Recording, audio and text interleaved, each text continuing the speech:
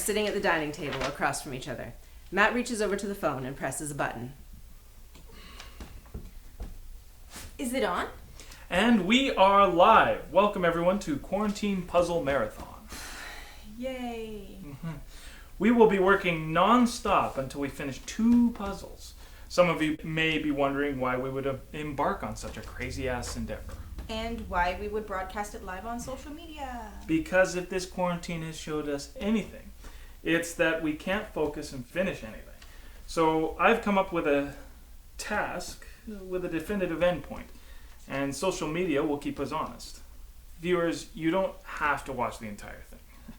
Just check in every now and then and coach us on puzzle, technique. Start your own puzzle. Let's go head to head. Lena, how many viewers have we got so far? Lena grabs the tablet lying on the table beside her. We have 4. Okay. Do our viewers have any comments or questions? Oh, here we go. Stanley Paul wants to know how many pieces are in each puzzle. Important detail. Thanks for asking. Both puzzles are 1,000 pieces each. Any other comments out there? Stanley also says, good luck finishing one of them in the next 2 days. Challenge accepted. See, this is why we had to get up early. It will probably take the entire day and most of the night. I don't know, Matt. Seems like he knows about puzzles. Are we being too ambitious? Should we just try one for the next 6 hours and see how it goes? Don't worry about it. I'm organized, and you're amazing at all those word puzzles. You fly right through them. That's right. I finally have a real-world application for my epic word search skills. You're also pretty good at those word jumbles in the paper. Mom said so. Stanley has another comment. He writes, jigsaw puzzles have no practical purpose. Your epic visual skills are being wasted on something useless. You should come over and find my missing USB drive. Who is this guy? All right, time's a wasting. Let's get started.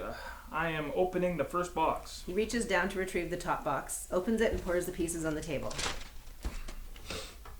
So the first step in successful puzzle building is to find all the outer edge pieces to create the framework. Matt slowly pushes pieces around, pulling out the occasional piece. Lena is quickly moving pieces into different piles. What are you doing? I'm sorting them by color scheme. What about the edge pieces? I'll throw them your way when I see them. Hey, you've got your plan, I've got mine. So Liz M would like to know what the completed puzzle will look like. Genius. We should have been studying the photo before we even started. She grabs the lid and looks at the photo. It's a pretty lake with a pretty mountain. She turns the lid towards the phone. Oh crap, there's a lot of blue in here. The sky, the lake, and the mountain is kind of blue. But there's some green grass, and there's a shadow on the mountain. That's useful. This looks impossible. She continues to examine the box. Oh, here's something important for our viewers. This is a picture of Diamond Lake, New Zealand. But not all that useful for us. Lena flips the box over. Well, if you want something useful, here's something. Missing 3 pieces. She points to the words on the bottom of the box. What? Where did you get this puzzle? I told you, from one of our neighbors.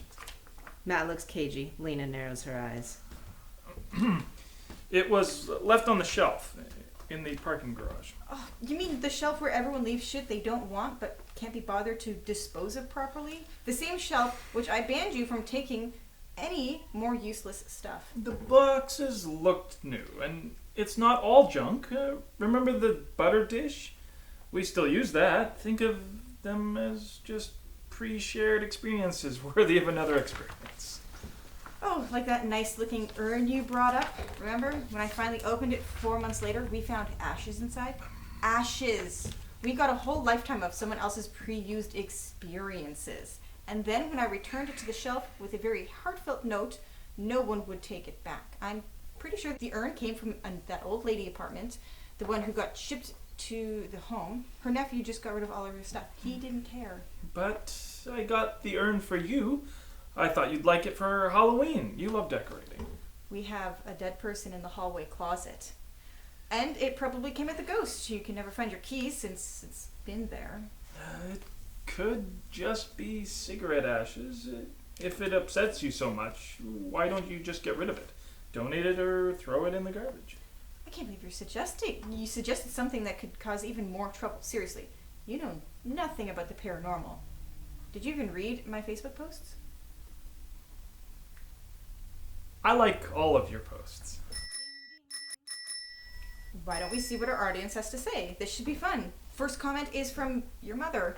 Hi, Helen. She writes, "Oh, for heaven's sakes, Matt. I know, right?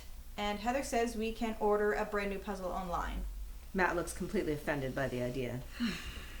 Heather, have you met my boyfriend, the accountant?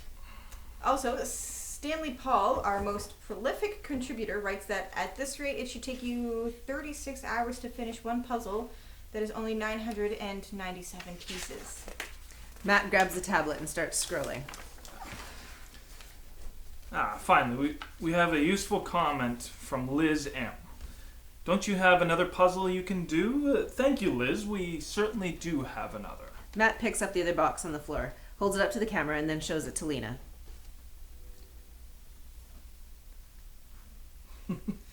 It's got all the pretty boats in a bunch of different colors for easy sorting. And best of all, there's nothing written on the bottom of the box, so no missing pieces. But you can't trust that. It came from the shelf of lies. Hey, we now have 7 viewers. Or 7 views, I should say. Let's put it to a vote. Audience, do we start with the boats or the lake? You can also vote for neither. Boats, neither, lake, another for lake, neither, boats. So far, that's a tie. We need a tiebreaker. Come on, one more vote. Not a vote, but a comment from Sienna. That's Matt's ex-girlfriend. Hi, Matt. Is that a good hoodie I bought you in Vegas? Matt looks down at his hoodie. His face is aghast. Is she referring to that Las Vegas trip you took with your buddies right when we first started dating after you and Sienna supposedly broke up? I think that was a different trip. Really? I thought you'd only been there the one time. You don't really care for Vegas, remember? So you planned on never returning? We have another comment. It's your mother with another comment. Oh, for heaven's sakes, Matt. My own mother. You know, I think you were wrong about Sienna. How's that? She's not completely useless. Lena reads the tablet and slumps. Who's that? Sienna. What'd she write? Lake.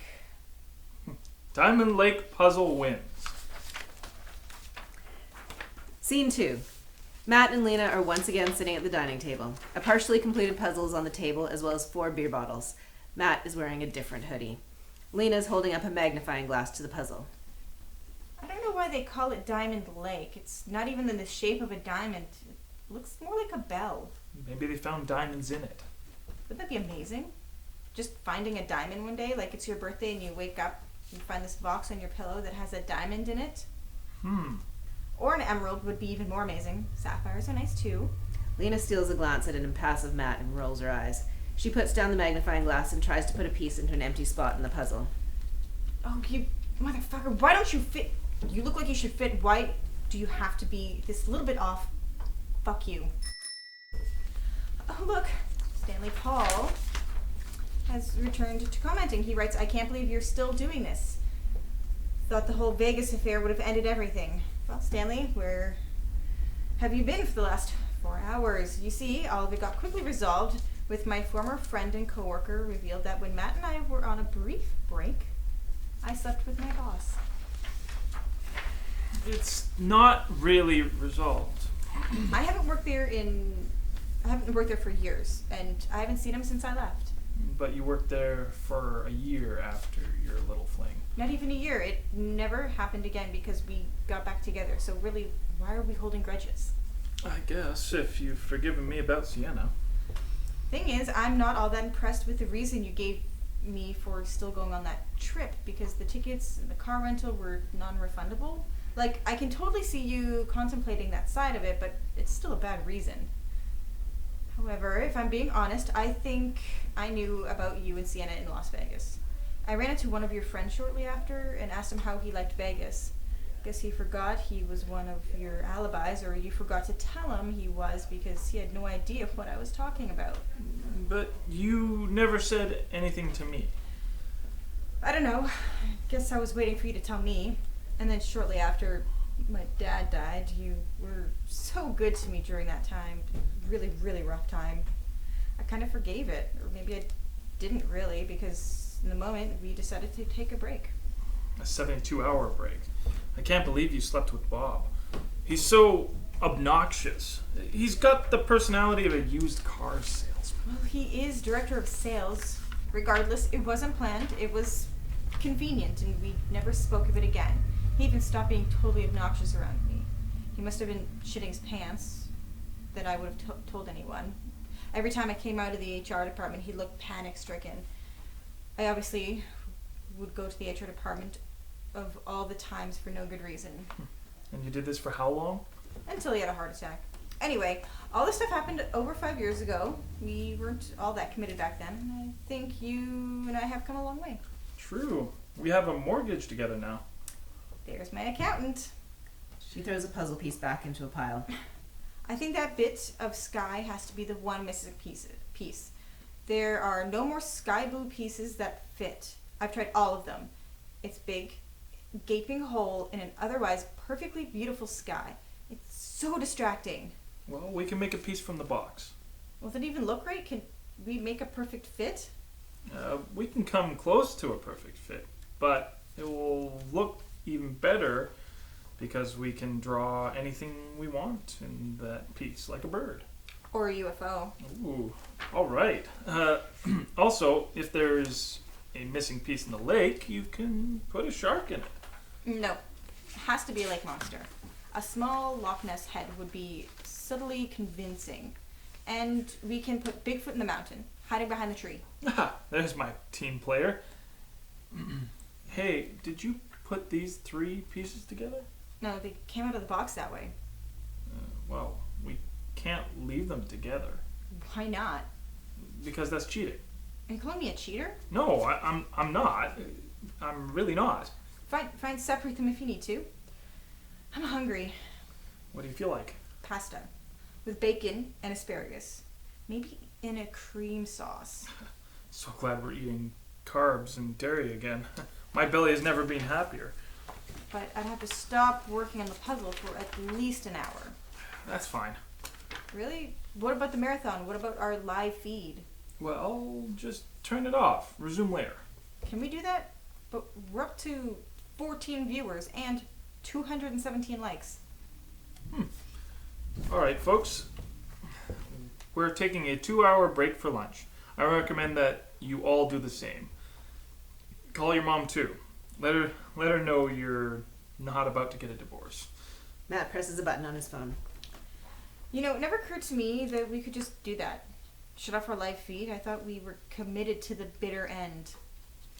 It has occurred to me that a puzzle marathon is kind of pointless. There's no prize. We don't get a medal. And my neck hurts. I need a break. But are we going to finish the puzzles or are we giving up? Of course we'll finish. I am committed to that, but we got time. We're not going anywhere. We can't. I'm going to bake some cookies later. The chocolate ones with pecans? Double chocolate, baby. There's a crashing sound from off stage. Matt turns around in his seat to look behind him, but Lena doesn't even react. Where did that come from? The hallway closet. Well, isn't that a weird coincidence, considering we were talking earlier about the urn? Happens all the time, actually. Is this the first time you've noticed? You're messing with me. I'm not. It happens mostly in the middle of the night, but since you're a heavy sleeper. It's been over a year. Lots of new people have moved into the building. Maybe we should try putting it back on the shelf. Well, I have put a word out in my paranormal groups if anyone wants to take it on. I've had some interest, but nothing definite. I think we're committed for now. I don't believe in that stuff anyway. Since we are taking a break, I'm gonna bring the garbage and recycling down to the basement. Sounds good. I'll rinse out these bottles. Matt walks off stage. Lena stands up and collects the empty beer bottles.